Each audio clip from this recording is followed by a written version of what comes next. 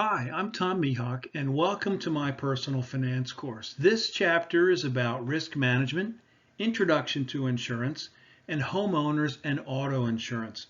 We're going to talk about what risks are, how the management of risks leads us to using insurance, what insurance is, and start with two types of insurance, homeowners and auto insurance. What are risks? It's the probability of an outcome that's lower than we expected or that produces a loss. For example, a higher than expected outcome might be, an easy one, winning the lottery, right?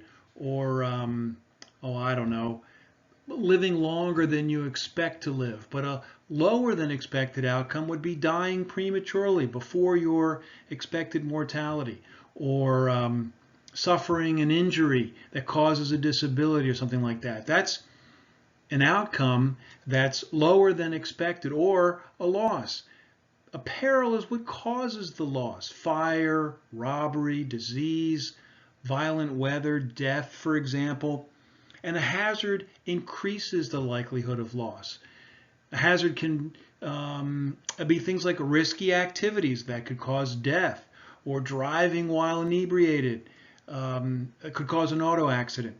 Poor personal habits could cause an illness.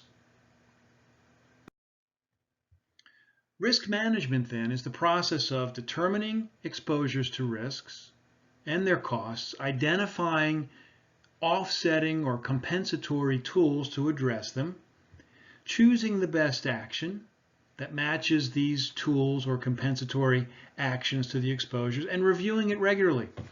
I use a personal finance text by Kapoor. It's a terrific text. I use it in my teaching activities, and they'll often use this circle. They'll draw a circle, and it would say, number one will be determining the exposure if they were using these points.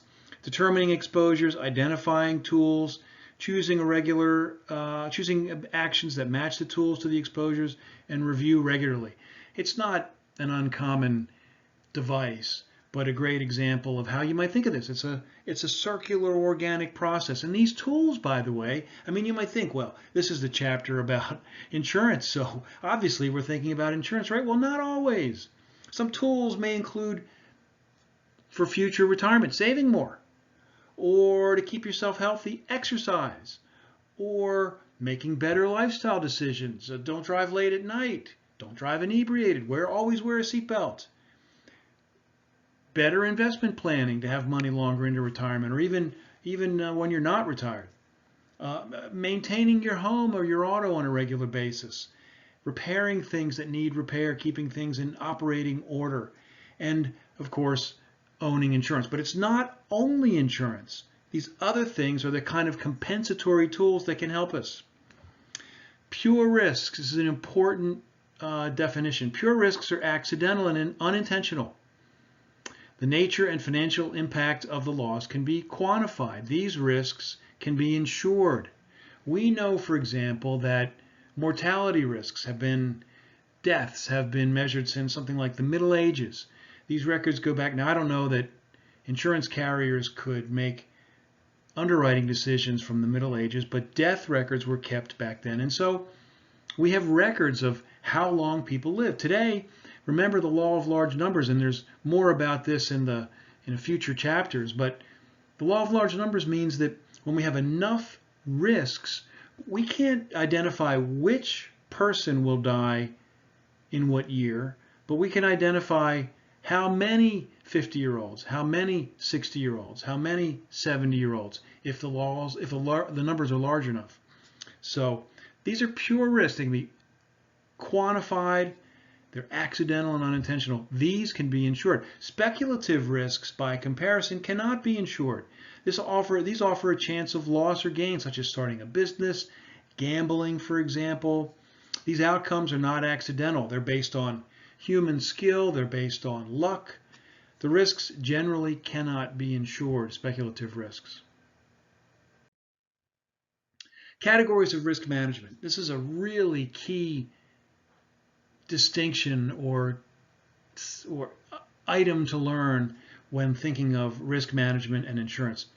Avoiding, reducing, assuming, and shifting. These are the categories of risk management. The first, avoiding.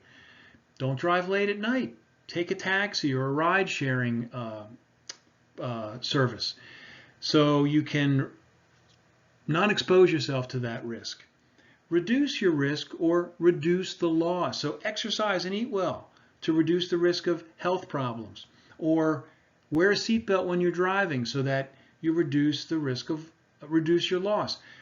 Will a seatbelt help you in a bad accident? Maybe not. Are you better off wearing a seatbelt most of the time? Yes, absolutely. Assuming risk means you pay for the losses. There are times maybe when you're changing jobs or you're still young, you don't have health insurance. You pay for your own.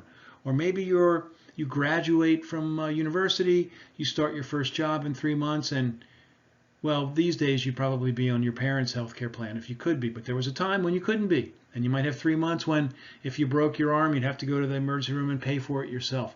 Some companies self-insure their health care risks as a way of saving costs, or they self-insure up to a certain amount and they only insure their most expensive losses. But this is assuming risk. You pay for it yourself. And the last one, the key one as we transition to the next part of this chapter, is shifting risk. When you pay someone else to share or assume the risk or the cost of the risk. This is insurance. When you pay someone else to share or assume the risk or the cost of the risk. Now, there's one additional category. As I did my research, and I found one writer who talked about investments and how with investments we reduce risk by diversifying portfolios so that they don't go down as much when the market's down, and also by hedging using options or short positions for portfolios. Options meaning you can buy a put option, so if it goes below the strike price, you get paid, which offsets the loss from a reduction in the market. Being short is not exactly, but sort of the opposite of being long a position, so you sell first and buy back, and it protects you when the market goes down. Farmers use futures. They buy and sell crops before the crops are ready to protect the price and the value of the crop. So, key point, avoid, reduce risk or reduce loss, assume risks, and shift risks. That's insurance. Insurance is a mean of shifting risk to a company that assumes the financial impact for a fee called a premium.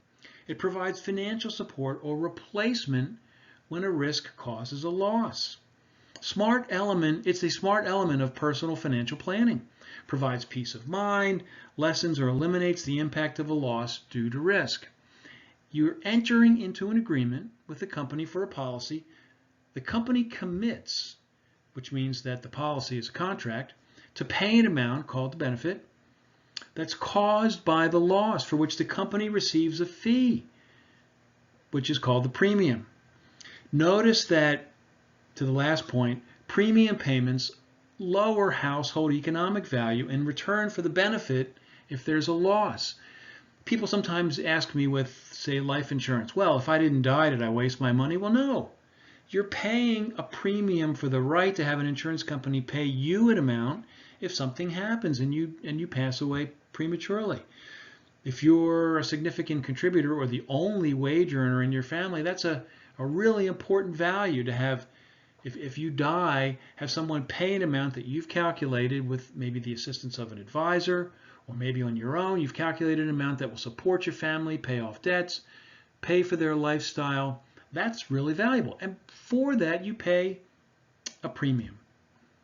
Insurance is valuable when the potential loss is great and the cost relative to the loss is affordable. Here's an example for you.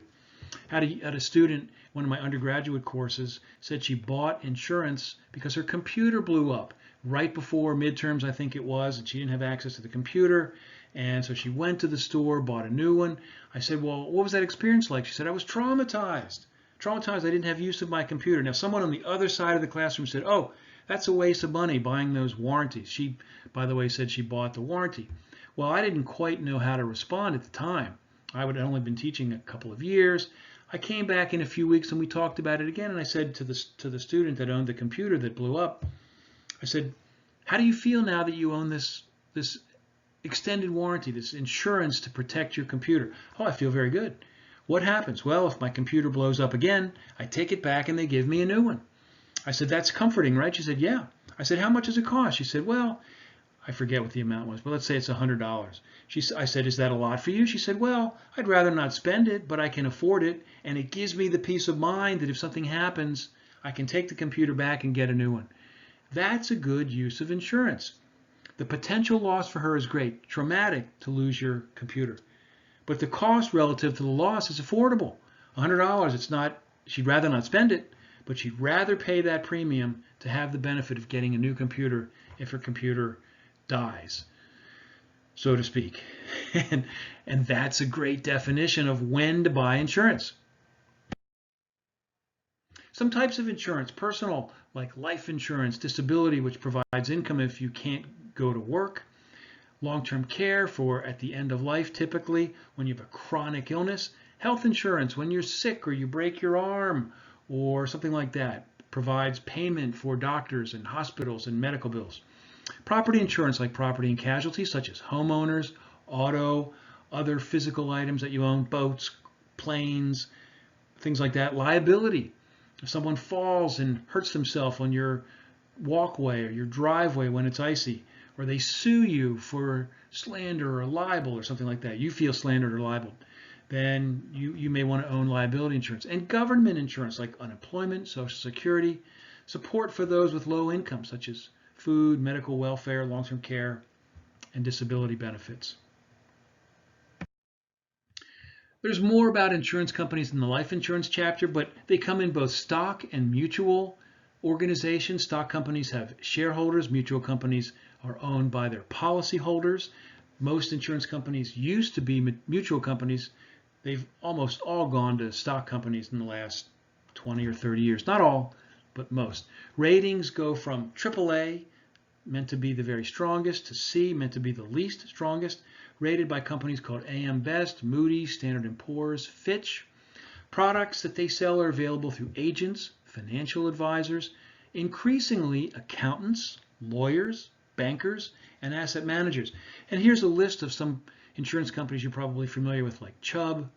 Believe it or not, Fidelity, well known for investments, has insurance too. Pacific Life, Progressive, Allstate, State Farm, Esurance, Nationwide. You've seen AAA. Allstate, you're in good hands with Allstate. You've seen all these companies.